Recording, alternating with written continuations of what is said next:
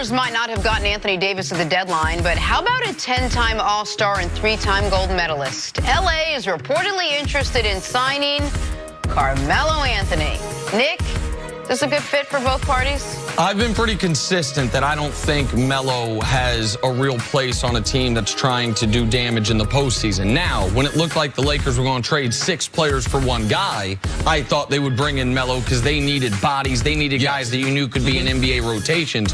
But that's not the case anymore. They just added Reggie Bullock. They just added Muscala. I know they have the one open roster spot. I would not be in a rush to add Carmelo Anthony. I'm very curious to see what the Lakers do with this. Yeah, what I would be concerned about is you can't play basketball games to try to get into shape. You have to be in shape to play basketball games. And I worry about Melo at this stage not being with an organization. Is he really ready to play in NBA games for this last stretch of 30 games and a playoff run? That I think is questionable. And the Lakers' defense has been really good. That's actually been you want to screw that up, sign him. Right, that's the concern. The Sixers dealt former #1 overall pick Markelle Fultz to the Orlando Magic for Jonathan Simmons, a protected first in 2020 and a second rounder in 2019. See, what'd you make of the deal? Man, I'm pulling for this kid. It's a tough break for someone that we thought was going to be a dominating player in the NBA. Nick, we were excited when we saw him in limited action there playing in college. But, man, he's going through some traumatic things on and off the court that have affected him in a drastic way. Orlando believes that their coach, Steve Clifford, he can resurrect his career a lot like he did Kemba Walker's career. Got him back going after huge expectations and not getting off to a fast start coming from UConn. Rooting for Markelle. It's an unprecedented situation he's dealing with. The NBA held their first televised All-Star draft with LeBron and Giannis picking their respective squads. LeBron picked first, snagged Kevin Durant for the second year in a row. Giannis grabbed Steph Curry with his top overall pick, and with his first pick of the reserves, LeBron selected Anthony Davis. Bit of a theme there. Here's how that all played out. With my first pick in the second round, I'm going with Anthony Davis. You sure you want him to be your teammate? I'm very sure of that. Isn't that tampering? No. Shots fired, and you're up. Tampering rules does not apply on All-Star Weekend. All right, Nick, what'd you make of what you saw in the All-Star draft? All right, first of all, credit to the NBA. Last year was the first year they did a draft. They're like, no, we're not going to release the order. We're not going to do it on TV. Guys' feelings are going to get hurt. And then you had 2 of your most charismatic players in the entire league, in LeBron and Giannis, doing it with Ernie Johnson, who's the best in the business at what he does. And it was great. Yeah. It was great television. It was fun. It got you more excited for the weekend. Now to the actual picks. Giannis had an interesting strategy, which was like he took Chris Middleton is the first pick of the reserves because that's his teammate. Yeah, that makes sense. You got to take the homie. You got to take the guy. You got to take the guy. You got to eventually. But I don't think LeBron was itching to take Middleton early. But regardless, like Giannis said, I want to take guys who it's their first All-Star game because they're going to be more motivated. Giannis had such a poor draft. I think they made him trade. They made a trade where LeBron traded Russ to Giannis because they needed a better player on Giannis's team. It was funny to watch. To me, it kind of reminded me of Jimmy Butler when he took the backups and was beating up on the starters. Like Giannis is saying, I'm the best player now. I'm getting ready to prove it to y'all. I'm getting ready to draft all these other guys and be able to dominate the All-Star game. But what stuck out to everyone is LeBron's first pick's Kevin Durant. He's a pending free agent. His next pick was Kyrie Irving. He's a pending free agent. His next pick was Kawhi Leonard. He's a pending free agent. And then in his first pick in the second round, the reserves, is Anthony Davis. He could trade for him. The next pick, the second round, was Klay Thompson. He's a pending free agent. Then it was Damian Lillard. He was on the trade block briefly. And then Bradley Beal was also on the trade block. Yeah. Of the players LeBron picked, you have 8 of them are guys whose names have been attached to the Lakers. So LeBron... Sounds like a toxic environment. Oh, yeah, toxic environment. And it reminded me of your guy, Coach Cal.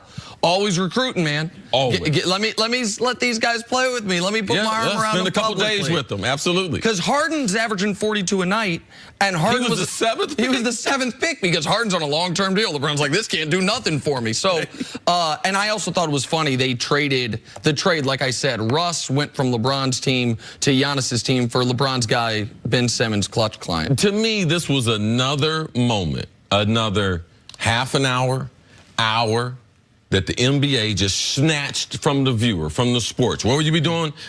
They just snatched another hour, and they are making headway that they're part of the news year-round now. It's a credit to the NBA and their front office. Last year, they were so wrong in that. Like, now they're having fun with it, so it was good to see. And I thought Keta, our producer, made a good point before the show, which is if there's anything the NBA can take from the NHL to take this a step higher, the NHL does something similar, but the players are all out there drinking beers. The guy who comes in last gets a truck for it.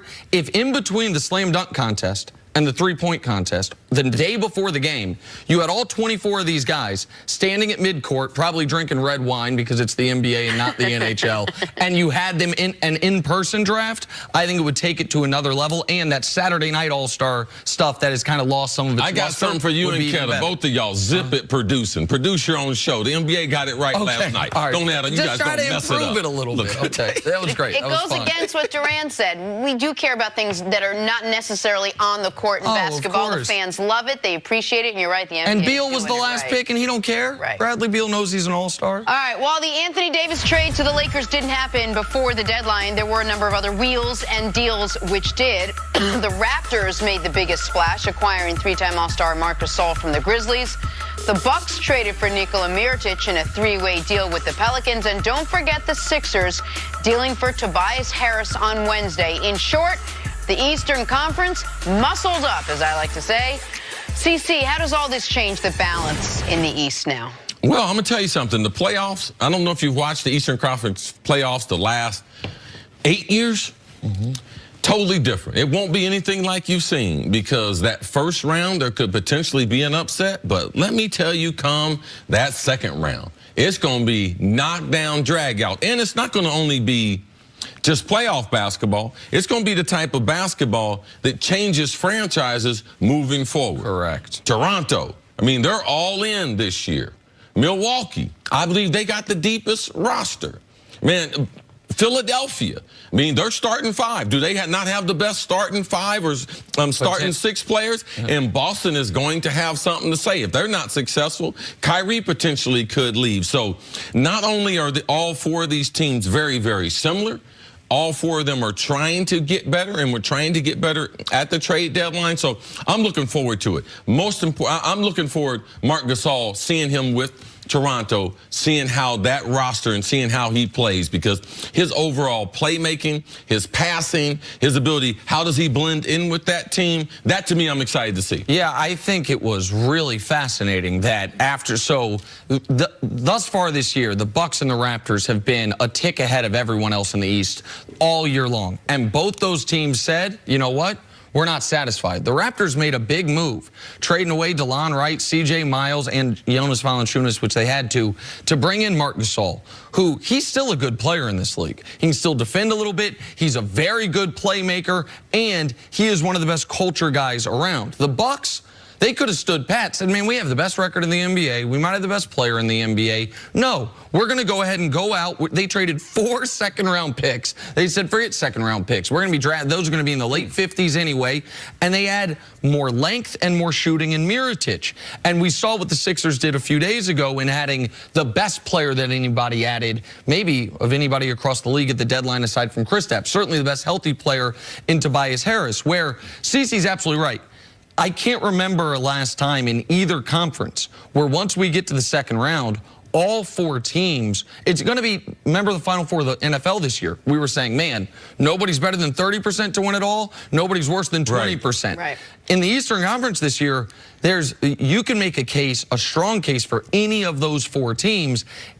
Boston won the trade deadline in a way because Anthony Davis didn't go to the Lakers. But when they have been behind these three teams basically all year long, they've ticked ahead of Philadelphia this week, to see all of them get better while Boston stands pat, that's tough because they're not going to catch Toronto or Milwaukee. They're just going to try to fight off Philadelphia for that 4 seed. I was going to talk about Boston. Does it leave them, and how big of a disadvantage does it leave them now when you see the top three teams make moves and they sort of stood pat? Well, Boston had the most talent. they also they were waiting on chemistry. And the way they've played basketball since the middle of January, there was really no need for them to make a move. Nick put it right.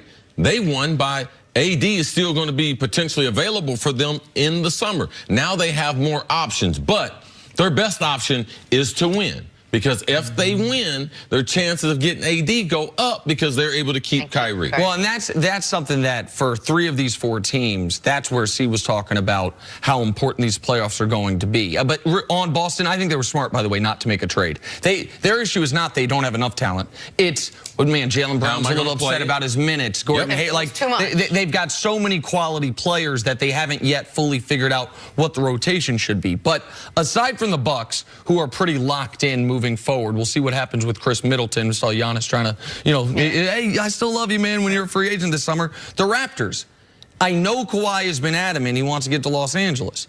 Making the NBA Finals can change people's minds. So the Raptors, a big part of their future could be determined by how well they do this summer. I've talked about Boston and Kyrie. If they make the NBA Finals, and Philadelphia is trying to keep Butler and Tobias Harris, if they make the NBA Finals. So all of these teams, yes, making the finals is a huge accomplishment. Nobody in the conference been able to do it for a decade unless they've had LeBron on their team. But there's more at stake than just this year. And we all should learn from Paul George last year. We thought Paul George was going back to the great state of California. And if he hadn't gone to OKC and gone to battle with Russ, him and Russ developed the chemistry. Like, we should learn from that maybe a superstar's arc gets changed because of the chemistry and inside that organization. That could happen to Kawhi. On the flip side, and this is not just with Kyrie, if there's a second-round exit, maybe Kawhi going into the playoffs. If the Raptors catch the Bucks, they get the 1 seed. They're looking like they're going to go to the finals. He might be leaning, I'm going to stay. And then they get bounced in the second round. He's like, nope, I always said it was a rental. Too cold up here in Canada anyway. I understand there's not a ton of intrigue about who's probably going to win the title. But making the finals is a big deal. And I believe Milwaukee is oddly positioned to throw some problems of all the teams at Golden State if they get there.